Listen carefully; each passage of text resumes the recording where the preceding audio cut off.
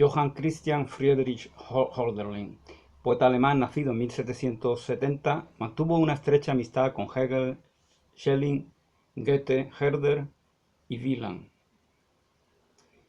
En Frankfurt se sintió perdidamente enamorado de Suzette Gontard, la esposa de su patrón, quien le despidió al enterarse. Suzette aparecería bajo la figura de Diótima o Diotima en Lamentos de Menón por Diotima. Residió durante algún tiempo en Suiza y Burdeos y regresó posteriormente a Alemania. De 1797 data el primer volumen de Hiperión, una novela epistolar donde defiende el renacimiento de la humanidad y el regreso a la Edad de Oro por medio del amor y la poesía. Entre sus obras destacan Elegías e Himnos y Empédocles, un drama sobre el filósofo griego inacabado que representa la concesión poética de Hölderlin, para quien la poesía es la única forma de conocimiento. Falleció en 1843, esto dice el diccionario de literatura de la editorial Larousse. Saludos, os doy la bienvenida a este vuestro canal. Hoy voy a seguir compartiendo algunas citas de Hölderlin, el poeta alemán, especialmente de su novela epistolar Hiperión, en la que nos dice: «¿Cómo odio a esos bárbaros que creen ser sabios porque ya no tienen corazón?» El que la coja para él, que dicen por aquí. ¿Cómo odio a esos bárbaros que se creen sabios porque ya no tienen corazón? Bueno, esto pues la verdad es que a mí me recuerda a muchos tipos de personas, ¿no? Muchos perfiles deshumanizados de sujetos que creen que todo lo que está en relación con el mundo de los sentimientos, de las emociones, del corazón en definitiva, que todo lo que está en relación con ello es debilidad, es vulnerabilidad, es sentimentalismo, es algo caprichoso propio de los débiles. Entonces estos sujetos que se van construyendo un perfil mecánico, que se van blindando ante sus semejantes, puesto que los ven como posibles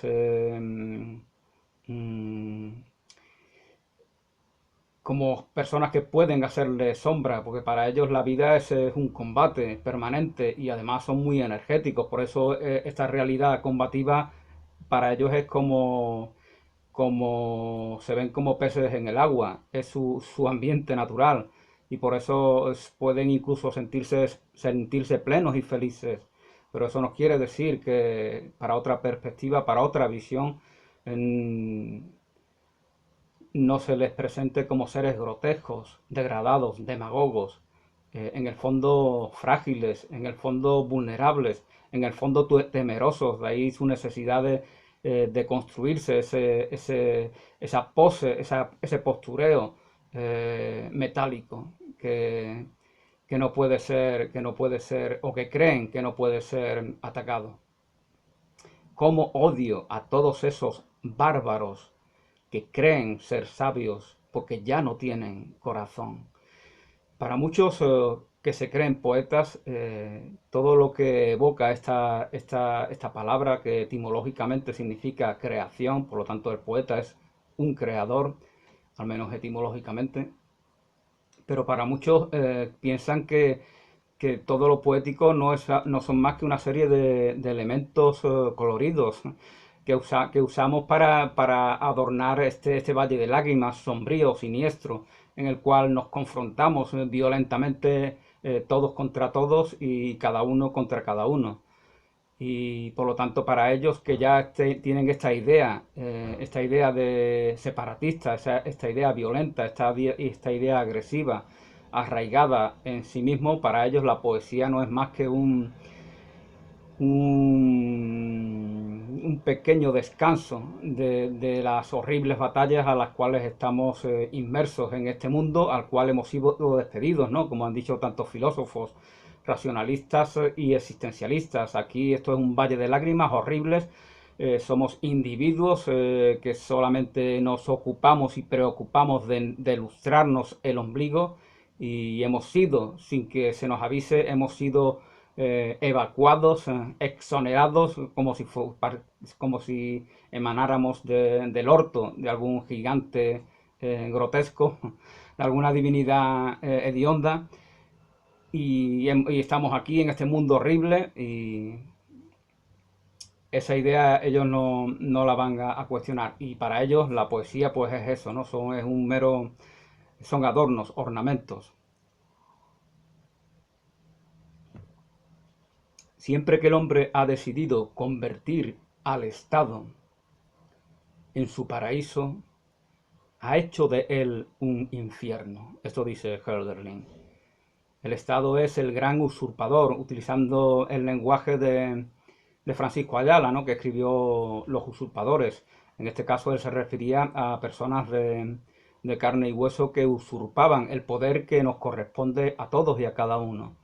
Todo poder es de Dios, dice algunos textos espirituales. ¿Y quién es Dios? Dios es el rey de ese reino de Dios que está en nosotros, como bien decía Tolstoy. Y por lo tanto, en ti, que está el reino de Dios, que está en todo el poder, es donde dicho poder se encuentra.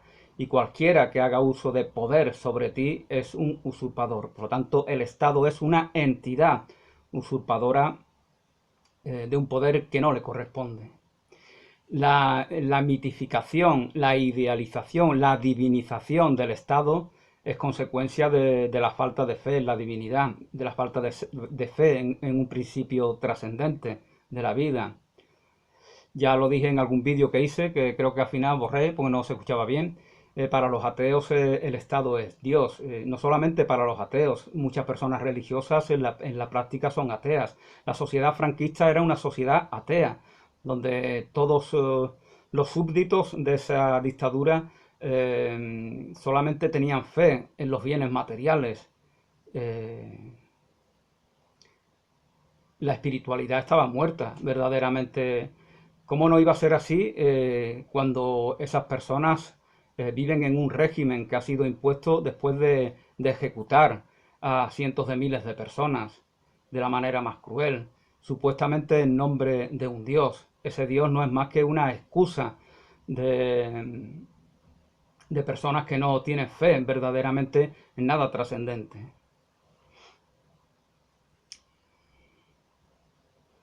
Siempre que el hombre ha decidido convertir al Estado en su paraíso, existen estados porque no hay paraíso ya, hemos sido expulsados del paraíso. ¿Dónde está ese paraíso? Pues lo que más se le puede parecer será ese reino de Dios que está en nosotros, según dice Jesús en los Evangelios.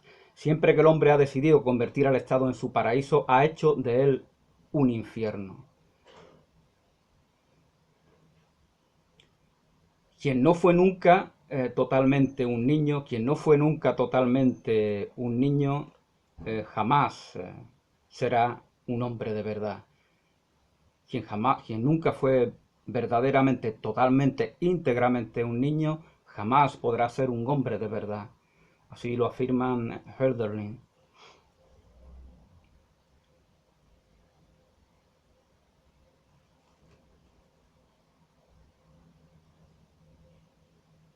Es el tiempo de los camaleones. Justamente usa Hölderlin esta expresión, ¿no? Me recuerda a esa comparsa de Martínez Ares que se llamaba Los Cobardes, iban de camaleones. Los camaleones son los cobardes, los camaleones son los adultos, los niños no son camaleones, en el peor de los sentidos. La adultez es la época de los camaleones porque simplemente se adaptan a lo que exteriormente se les impone. En este caso, camaleón no tiene el sentido positivo de adaptarnos, pero en el sentido de respetar las normas, costumbres y hábitos del país que visitamos. No en ese sentido, sino en el sentido de negar tu personalidad, tu identidad, tu potencial latente, para meramente convertirte en un reflejo, en una realidad especular que imita, que emula el entorno en el cual convives. Es una negación de ti y de tu potencial. Eso es un camaleón. Ese es el simbolismo negativo del camaleón. Quien jamás fue totalmente un niño, nunca podrá ser totalmente un hombre. Religión es amor a la belleza. amor de la belleza. ¿Qué es la belleza? ¿Qué es la verdad? Verdad es belleza, belleza es verdad. Eso es lo único que necesitas saber en este mundo. Así nos decía el gran John Keats. La poesía es el principio y el fin de la filosofía. La poesía es el principio y es el fin de la filosofía. Razón poética, razón filosófica. Sin poesía no hay conocimiento. Sin poesía no hay verdad. Sin poesía no hay destino. Sin poesía no hay principio ni fin en aquello que no tiene ni principio ni fin. Así lo piensa Hölderlin. La poesía no precisa de regirse a determinados límites que al menos aparentemente parecen imponerse en los caminos filosóficos, en donde se exige rigor, en donde se exige coherencia, en donde se exige que todo lo que haya una dialéctica razonada y razonable. La poesía puede abrazar contradicciones, paradojas, puede decir, como decía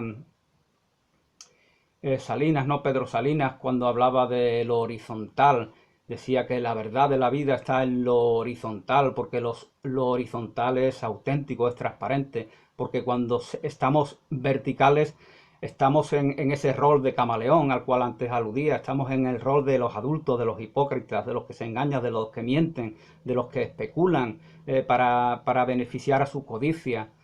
Entonces, esa es la mentira de la verticalidad. Sin embargo, el propio Pedro Salinas dice en otro momento que lo vertical es aquello que nos hace abrazar la verdad de la vida, y nos hace abrazar el infinito, que nos hace abrazar el amor incondicional, etcétera, etcétera. Por lo tanto, para Pedro Salinas, en esa obra, La voz a ti de vida, horizontal y vertical tienen ambos un sentido positivo y también tienen el sentido contrario, y no tiene por qué dar explicaciones. ¿Por qué? Porque es un poeta, porque está hablando desde su verdad poética, no está escribiendo un tratado de filosofía.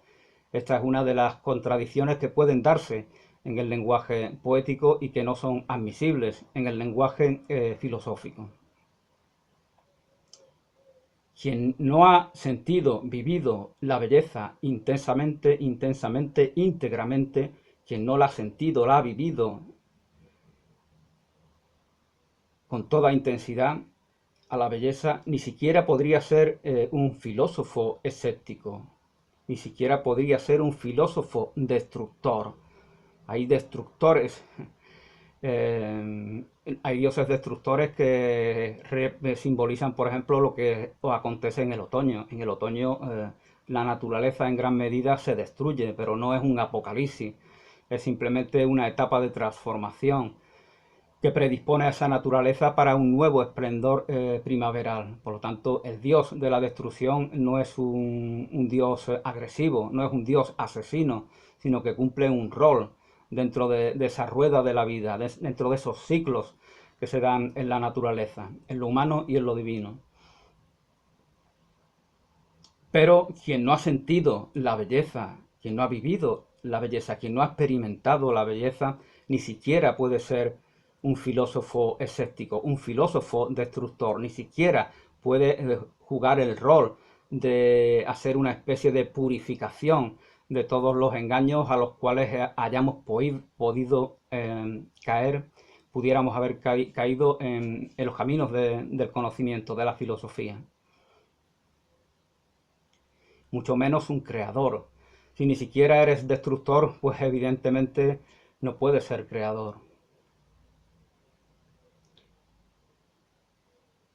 Nada razonable emanó nunca de la razón pura. Nada razonable, el que la coja para él, nada razonable emanó nunca de la razón pura, perdón. Nada razonable emanó nunca de la razón pura. ¿Qué es la razón? La razón puede ser la cordura, puede ser lo razonable, puede ser lo sensato, y a veces lo sensato para el corazón no encuentran explicaciones racionales desde el intelecto. Entonces la razón va más allá de la mente. Humanidad y naturaleza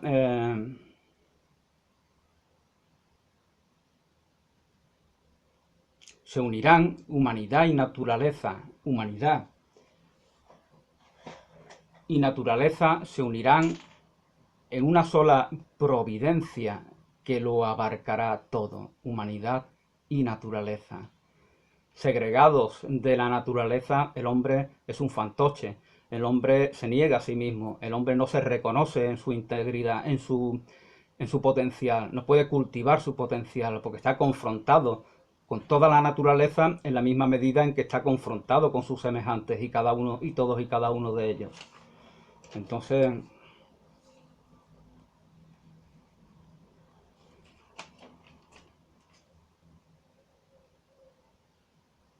ojalá no hubiera ido nunca a vuestras escuelas. Ojalá no hubiera ido nunca a vuestras escuelas. Nos explica Hölderlin que allí le adoctrinaron para sentirse separado de la naturaleza, de la belleza, de la verdad, de la integridad, de la poesía. ¿Por qué existen las escuelas? En principio su función es muy loable, es enseñar a nuestros niños y niñas a leer, a conocer las matemáticas, nuestros autores literarios, etcétera, etcétera. Pero ¿por qué existen? Hay una perversa intención, enseñarles a ellos de que el Estado es el que manda y les obliga a ir a esos centros. Esa es la principal causa de que existan todos los centros escolares. Es decir, tiene una intención perversa. Os imponemos a ir a las escuelas porque quizá el día de mañana os impondremos a ir a horribles guerras para que asesinéis a millones de jóvenes, jóvenes como vosotros, y tendréis que obedecer. Os habremos enseñado a obedecer porque nuestro es el poder, porque somos los usurpadores que os han arrebatado todo el poder a vosotros, jóvenes, y a vosotras. Eso dice el Estado y por eso hay que obligar a niños y niñas a que vayan a las escuelas. Ojalá, no lo digo yo, lo dice Hölderlin, ojalá no hubiera ido nunca a vuestras escuelas. Cuentan que Francisco Umbral no es mi escritor favorito precisamente y lo mismo pasó a otros autores como Rafael Alberti. Abandonaron muy prontito, a los 11 o 12 años lo abandonaron y a veces incluso los echaron de los colegios. Y sin embargo, estos hombres sabemos que son autores muy reconocidos, que han escrito obras muy importantes. Gustarán más o gustarán menos, no son unos cualquiera, pues apenas fueron al colegio. Lo que nos permite aprender cosas, lo que nos permite educarnos verdaderamente es nuestra vocación, nuestra devoción. Y en los colegios generalmente no se transmite esa vocación, esa devoción por el conocimiento, ese amor a la sabiduría. No, no se hace eso. Los colegios están al servicio del sistema de turnos, que pueden ser dictaduras, como hemos visto tantas veces a lo largo de la historia. El hombre no puede disimular que hubo un tiempo, el hombre no puede disimular que hubo un tiempo en que fue feliz, como los ciervos del bosque. No se lo puede disimular a sí mismo. Algo hay que estará siempre clamando en su exterior camaleónico, en el sentido al cual me refería anteriormente, siempre habrá latente, presente, patente, una verdad, aunque sea muy en el fondo de su alma, que le estará clamando por emerger, por dar noticia de sí misma. Y esa verdad tiene que ver con esto que dice Hölderlin. El hombre no puede disimular que hubo un tiempo en que fue feliz, como lo son los ciervos en el bosque. Todos para uno y uno para todos. Bueno, esto que dice Hölderlin evidentemente nos recuerda a lo que posteriormente diría el autor de Los Tres Mosqueteros, ¿no?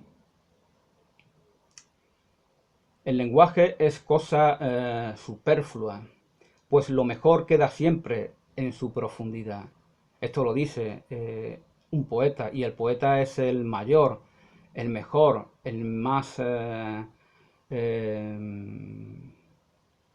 brillante comunicador, el más brillante conocedor de esta herramienta que llamamos lenguaje.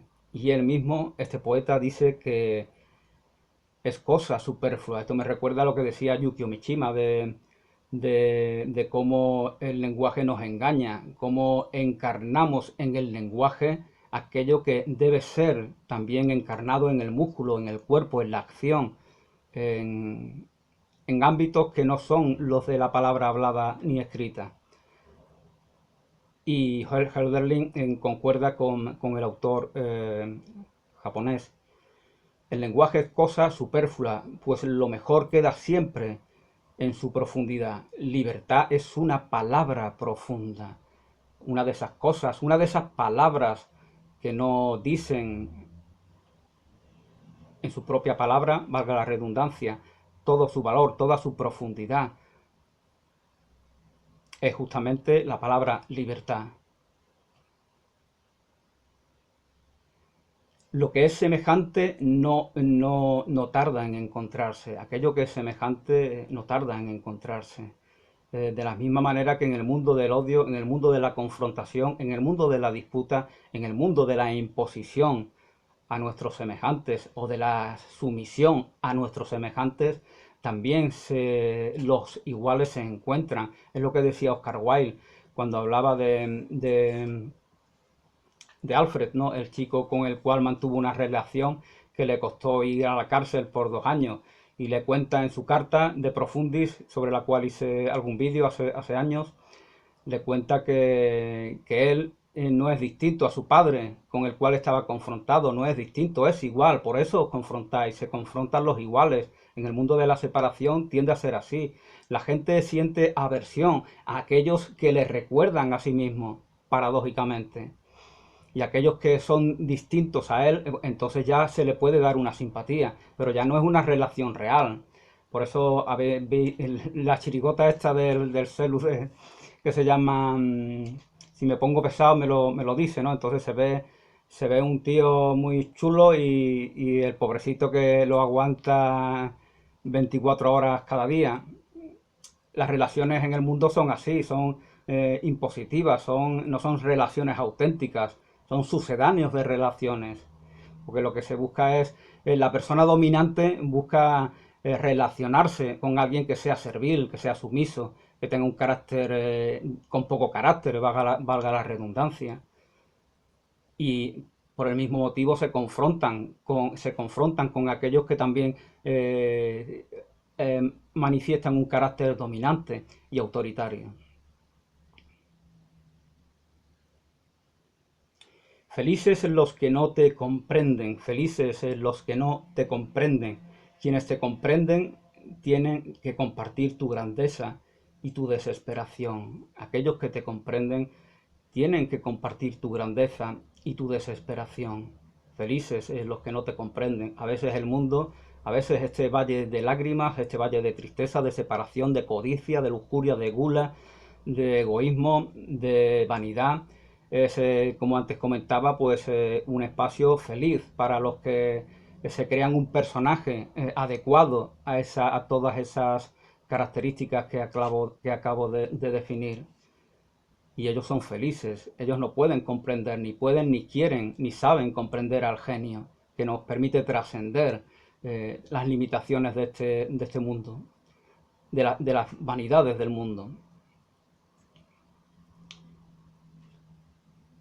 Porque quienes te comprenden, tienen que compartir tu grandeza y tu desesperación, pues si no, no te han comprendido, evidentemente. Creo que existimos por nosotros mismos y que solo nuestro propio impulso nos une tan íntimamente con el todo. Existimos por nosotros mismos, que no significa lo mismo que crearnos a nosotros mismos.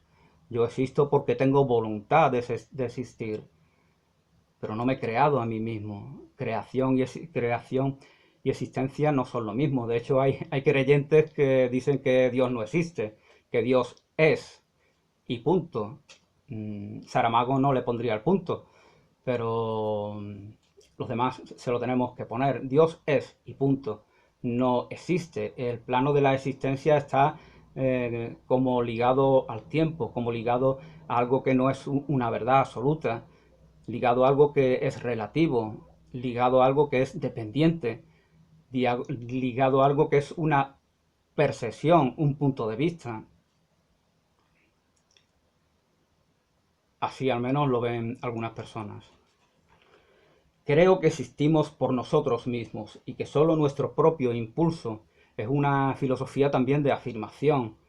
No le vale para el victimista, para el que se cree perseguido, para el que se cree humillado y bueno, está bien que se desahogue en un momento, pero no vivir ahí, no vivir en ese estado de como si sufriera una manía persecutoria o si tuviera una manía persecutoria. Creo que existimos solo por nosotros mismos y que solo nuestro propio impulso nos une tan íntimamente con el todo.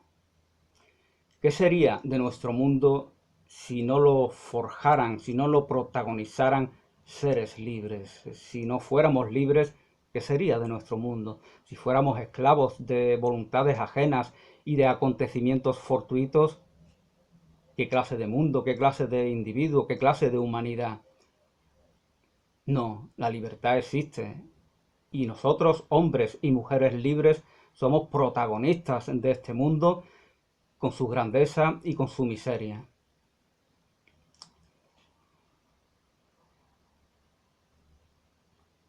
Es un acto de responsabilidad y de afirmación hablar en estos términos.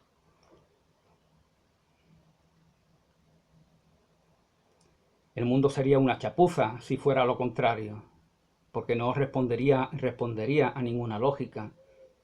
Si no se da la libertad en cada individuo. No me refiero a que esa libertad sea menoscabada circunstancialmente en los acontecimientos mundanos. Epícteto era un esclavo y no le gustaba ser un esclavo, lo fue durante muchos años, hasta que en algún momento pues logró ser liberado. Pero él no se sentía esclavo, él dijo yo soy un hombre libre. Esa es la verdad que a mí me conviene, que a mí me interesa, que a mí me empodera. Yo no soy un esclavo. Si en el mundo se me llama así, el mundo sabrá por qué. Yo no soy un esclavo. Así hablaba Epícteto. Hay que decir también que en aquella época el esclavo podía ser el preceptor de tus hijos, un señor muy respetable, ¿no? Entonces había muchos tipos de esclavos. Envejecer entre pueblos jóvenes es placentero. Envejecer entre pueblos jóvenes, esto que no existe ya en Europa, envejecemos en pueblos viejos, aquí y ahora. Envejecer entre pueblos jóvenes es placentero. Los jóvenes en ese pueblo, en esos pueblos donde niños, adolescentes, jóvenes abundan, saben que en el anciano, en la anciana, tienen un consejero de valor y por lo tanto ese anciano, esa anciana se convierte en una persona imprescindible, útil, importante para la comunidad, para la tribu, para el pueblo. Ahora llegaremos a la vejez, si es que yo llego, y seré uno más entre millones de viejos. Así seremos en Europa, desgraciadamente. Envejecer entre pueblos jóvenes es placentero, pero es horrible hacerlo donde todo es viejo. En Europa, en esta civilización que es sinónimo de decadencia, como decía Oswald Spengler, todo es viejo ya, todo está envejecido. La gente se vuelve, lo vemos en Alemania, en Francia, en Holanda, en Italia, la gente vota a la extrema derecha. ¿Por qué vota a la extrema derecha? Porque es un síntoma de su decadencia. Ellos vienen para forzar la confrontación con lo suyo. La dialéctica ultraderechista es siempre de confrontación con sus propios compatriotas. Eso es lo que ellos quieren, violencia. La extrema derecha hizo la guerra mundial, la extrema derecha hizo la guerra civil, la extrema derecha es la madre de todas las confrontaciones de las personas de un pueblo con las personas de otro pueblo. Por eso ellos son un síntoma de esta decadencia, de esta degradación.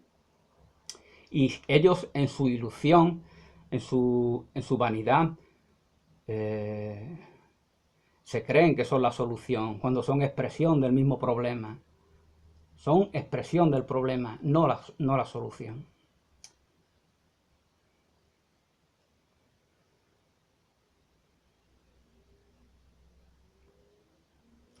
Los bienaventurados no hablan mucho. Los bienaventurados no hablan mucho. Yo aún no lo soy, evidentemente. ¿Qué es un bienaventurado? Bueno, este es uno de los libros que estoy leyendo e intentando comprender, cosa que no consigo con facilidad, de María Zambrano, Los bienaventurados. Es uno de los más complicados, desde luego. Y entiendo que para ella un bienaventurado es aquel que está bien aventurado, aquel que está bien encaminado, el peregrino del mundo que va transitando adecuadamente por esos caminos de la vida. Está bienaventurado, pero no es un santo, como dice María Zambrano. No es un santo porque el santo ha trascendido los elementos mundanos que aún nosotros no hemos trascendido, ni tampoco lo han trascendido aquellos que están bienaventurados. Ellos, los bienaventurados, han emprendido ya un camino que no tiene vuelta atrás, porque lo hacen desde la conciencia y desde la certidumbre. Pero ellos siguen sujetos a las vanidades del mundo. La gula, la lujuria, la codicia, la vanidad, la envidia, la ira, eso tal vez no es la medida en la que pueda darse en la vida de cualquier otra persona mundana, pero a ellos también le tocan. Ellos siguen estando expuestos a, a todo lo mundano, pero están bienaventurados. Y ellos no hablan mucho. ¿Por qué no hablan mucho? Bueno, ya lo explicaba en el vídeo en el último vídeo que hice sobre Ortega y Gasset, sobre las meditaciones del Quijote. Cuando la masa se politiza, como lo que se politiza es un conjunto de personas que no está formada, que no tienen amor por el conocimiento, sino que les mueve la vanidad, que les mueven resortes reactivos. Entonces la realidad cotidiana empieza a ocuparse por mensajes de este tipo de personas. Y aquel que tiene cierta conciencia, aquel que busca la verdad, cada vez se retrotrae más sobre sí mismo, se separa, porque ve que su aportación solamente es vista como una vana opinión más. Y por lo tanto, como no puede aportar nada, puesto que todo lo que aporta es despreciado, y porque en lo que lo aporta, en todo lo que aportan los otros no se puede ver nada de valor, pues entonces se va aislando. Se va aislando en su torre, como le pasó al mismo Hölderlin. Al final, con la excusa de la locura, pues se puede vivir esa tranquilidad que tal vez tuviera en esa torre donde pasó la mitad de su vida.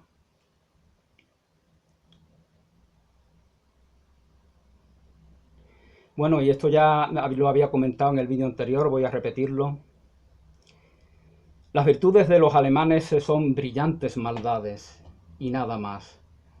Dejan sin consuelo a cualquier alma pura que guste de nutrirse de lo bello. Dejan sin consuelo a cualquier alma pura, a cualquier bienaventurado que guste de nutrirse de lo bello.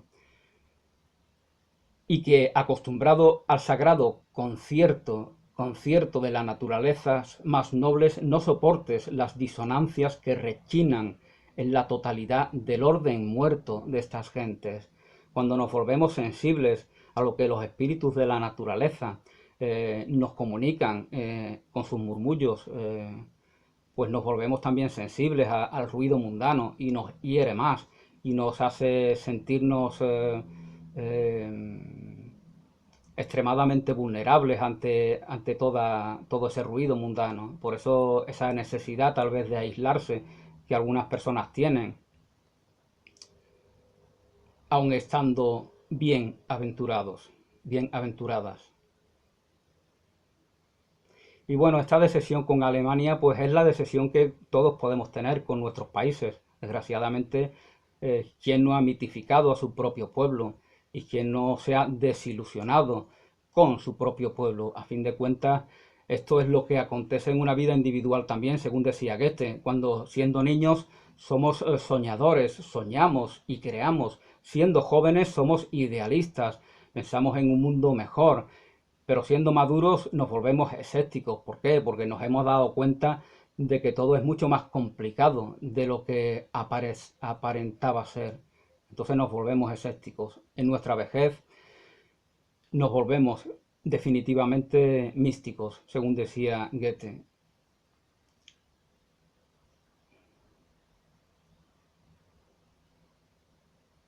Una vez que un ser humano está adiestrado, no puede reformarse. Vosotros podéis matar, pero no dar vida. Vosotros podéis matar, pero no dar vida, a menos que lo haga el amor, que no lo habéis inventado vosotros. Vosotros podéis matar, no podéis crear, no sois creadores, no podéis crear la vida. Solo una madre puede, a través de ser canal de creación en su propia persona. No podéis crear, podéis matar, pero no podéis crear. A menos que lo haga el amor, que no lo habéis inventado vosotros. Solo el amor, solo sintonizando con el amor nos volvemos creadores.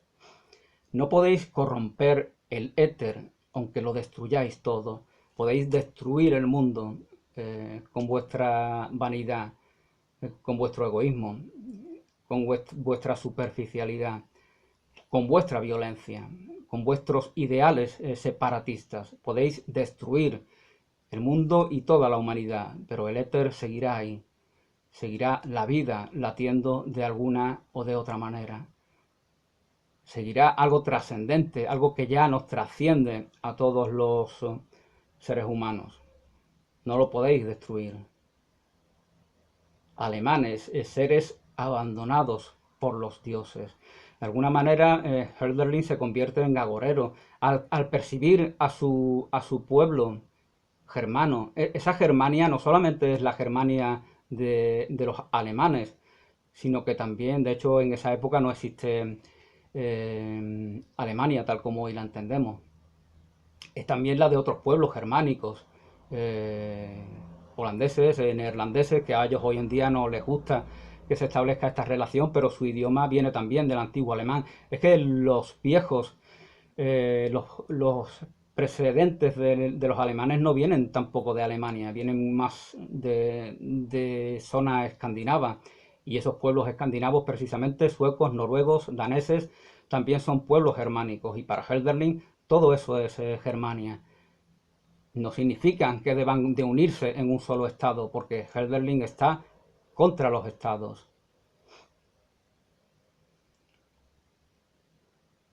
Como os comentaba, al ver su Alemania natal como objetivo de un esplendor otoñal, el esplendor de la tarde, el esplendor del crepúsculo, el esplendor, paradójicamente, está siendo agorero de una Alemania destructora que va a hacer mucho daño a sí misma y a todo el resto de Europa e incluso del mundo. Esa Alemania apocalíptica que tergiversa, distorsiona toda su propia tradición, convirtiéndola en un vulgar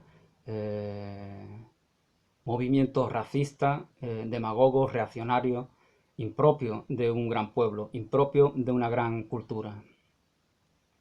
Alemanes, seres abandonados por los dioses, no se preocupan por la divina naturaleza, que es la raíz de la prosperidad, que es la raíz de la prosperidad.